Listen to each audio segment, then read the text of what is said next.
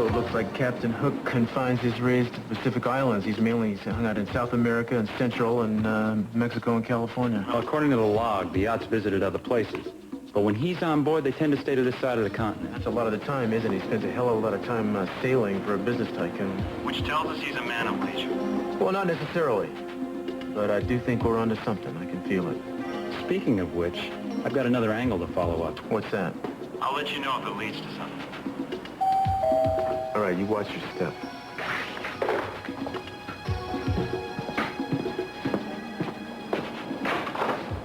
Hi. Hi, come on in.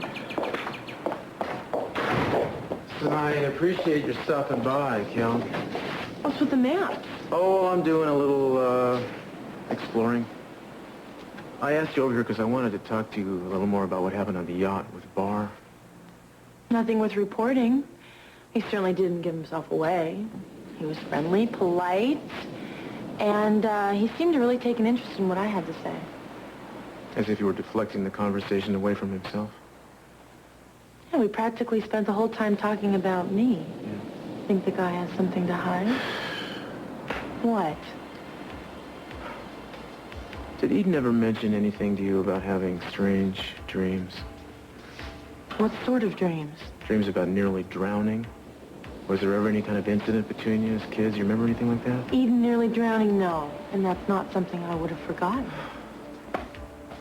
And why is this upsetting her so much? And what has it got to do with Robert Barr? You don't suppose Robert's out to hurt her? I don't know what to think until I've had a chance to pin the guy down and dissect him. Maybe I can help. How? Hunt's in town, and he hit on me again. If I give him the slightest bit of encouragement, he'll open up like that. Oh, Kelly, he'll be all over you. I can handle him. Don't even think about it. You want to help, do something for your sister. God knows she needs something. Have you ever been in therapy before, Mrs. Castillo?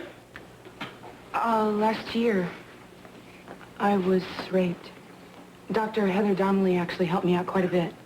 I would have gone to her this time, but she and I have become close friends, and I just thought it might be easier to talk to somebody I didn't know. Do you generally have difficulty opening up to people you're close to? Not at all. Cruz and I, that's my husband, he and I, we talk about everything. I've never felt a need to lie to him about anything. But lately... Oh, now, sometimes it's hard to share a problem before you have a handle on it. Yeah, well, I've just never felt that way with Cruz before. This is just different. You probably want to know why, right? If you'd like to tell me. I've been having these, images of drowning and of being saved. And the man who saves me is somebody I know. Not your husband? The images are not like dreams. It's like something I should remember. I'm much younger in these images, and when I consciously try to remember, I just draw a complete blank. So these images come over you for no apparent reason? Well, it's not like I'm trying to make them happen, but they do happen. They are set off by this man, the one who saved me. We're business associates, and we run into each other quite regularly, and he's definitely the cause of whatever it is I'm experiencing. Do you feel this man is attracted to you? What does that have to do with it? Well, I mean, I suppose he might be, but I think that's besides the point. What's he like? He's aggressive. He's powerful. He's charismatic. Sometimes when I'm with him, I feel like I can't breathe.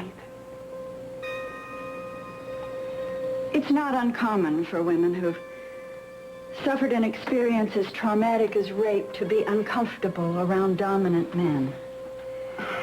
And the feeling of having difficulty breathing is very close to the feeling of drowning that you say you had. I'm sure what you're saying is true, but it really has nothing to do with this case. I'm having these images, and they're like a remembered experience. Only the fact is I can't remember it. You've never had a serious head injury by any chance, have you? Yeah, once in the mountains. Why? I hesitate to bring this up because it's such a long shot, but when there's been brain trauma, there can be periods of selective amnesia. Frankly, I'd have to virtually discount every other possibility before I'd seriously consider it, but if you'd care to pursue it, I'd suggest that you look for gaps in the memory. Periods in the past you can't account for. Well, what have I got to lose?